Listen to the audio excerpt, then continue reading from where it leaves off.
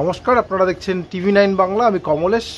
গতকাল দুপুর থেকে বা বিকেল থেকে বৃষ্টি সেভাবে হচ্ছিল না, মানে সারাদিন রোদও ছিল। বিকেলের পর থেকে কিছু জেলায় বৃষ্টি শুরু হয়, তাও দক্ষিণবঙ্গের অনেক জেলায় শুকনো ছিল। কিন্তু রাতের পর থেকে উড়িষ্যার দিক থেকে মেঘ ঢুকতে শুরু করে দেয়। এই যে রেডার চিত্র, এই রেডার চিত্রে রাতে দেখা যায় যে উড়িষ্যা থেকে প্রচুর মেঘ ঢুকে আসছে বাংলার ভেতরে, এবং যত রাত বাড়ে তত জেলায় জেলায় বৃষ্টি বাড়তে শুরু করে। একদম দক্ষিণ থেকে উত্তরে, মানে কাকদ্বীপ থেকে কোচবিহার যা বলা হয় ঠিক তাই।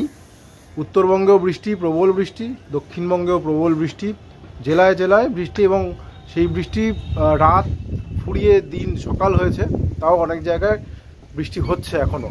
কিছু জায়গায় বৃষ্টি থেমেছে, কিছু জায়গায় ঝিরঝিরে বৃষ্টি হচ্ছে, বা কোথাও একটু বেশি বৃষ্টি হচ্ছে এখনও। এবং বৃষ্টির ফলে গোটা বাংলা জুড়ে একটা সোদা আবহাওয়া। তাপমাত্রা নেমেছে, রাতের তাপমাত্রা বাঁকুড়ায় আজকে 17 ডিগ্রিতে নেমে গেছে। মানে মার্চের 20 তারিখে রাতের তাপমাত্রা, মানে সর্বনিম্ন তাপমাত্রা, ভোরের তাপমাত্রা 17-এ নেমেছে। এটা বেশ ইন্টারেস্টিং। এবং কলকাতাতেও আজকে 18.7, দমদমে 18 ডিগ্রি ঘরে রয়েছে তাপমাত্রা, মানে বেশ ঠান্ডা ঠান্ডা ভাব। এটা নিশ্চয়ই একটা বেশ ভালো পজিটিভ জায়গা।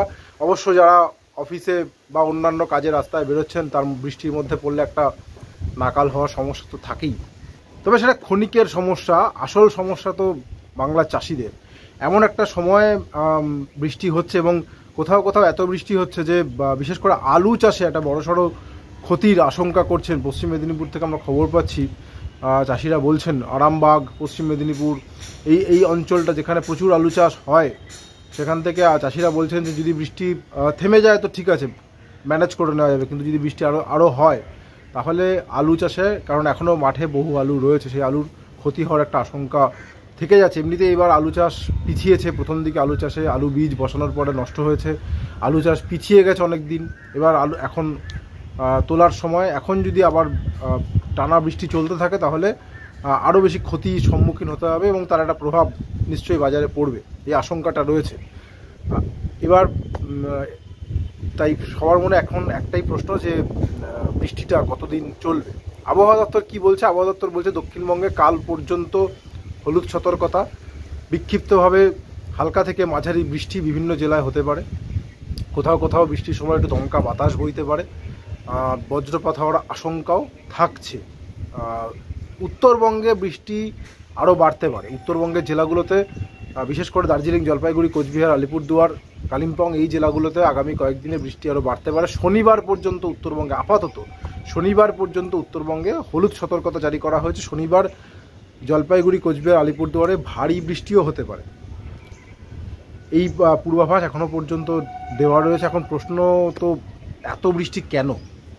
আমরা বলছিলাম আপনাদের গত কদিন ধরে মধ্যপ্রদেশ, ছত্তিশগড়, উড়িষ্যা, বিহার, ঝাড়খণ্ড সব রাজ্যে বৃষ্টি হচ্ছে, এবং কোথাও কোথাও ব্যাপক শিলাবৃষ্টিও হয়েছে। এর কারণ উত্তরপ্রদেশের ওপর একটা ঘূর্ণাবর্ত সৃষ্টি হয়েছে, এবং একটা নিম্নচাপ অক্ষরেখা রয়েছে, যেটা ঝাড়খণ্ড থেকে আসাম পর্যন্ত বিস্তৃত। ফলে প্রচুর পরিমাণে জলীয় বাষ্প বঙ্গোপসাগর থেকে ভেতরে ঢুকে আসছে, এবং এগুলো একটা নির্দিষ্ট উচ্চতায় পৌঁছে বজ্রগর্ভ মেঘ সৃষ্টি হয়, বিভিন্ন জায়গায় বিক্ষিপ্তভাবে বৃষ্টি হচ্ছে। এই ঘূর্ণাবর্ত এবং অক্ষরেখার দাপট আস্তে আস্তে কমবে, কিন্তু কমলেও অন্তত আগামীকাল পর্যন্ত দক্ষিণবঙ্গে বিক্ষিপ্ত বৃষ্টির সম্ভাবনাটা থাকছে, এবং 23শে মার্চ পর্যন্ত উত্তরবঙ্গে বৃষ্টির সম্ভাবনাটা থাকছে। এই পূর্বাভাস আপাতত আবহাওয়াবিদরা দিচ্ছেন। মানে বৃষ্টি হলো, তাপমাত্রা কমলো, এটা যেমন একটা পজিটিভ দিক, ভালো দিক, ঠিক তেমনি চাষির চিন্তা বাড়লো, বিশেষ করে আলু চাষির চিন্তা, লঙ্কা চাষির চিন্তা বাড়লো, এটা একটা নেগেটিভ দিক।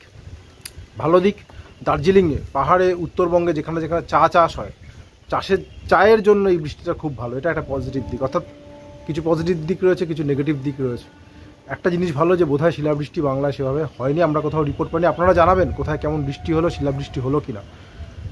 আপাতত এটুকুই। সঙ্গে থাকার জন্য অনেক ধন্যবাদ।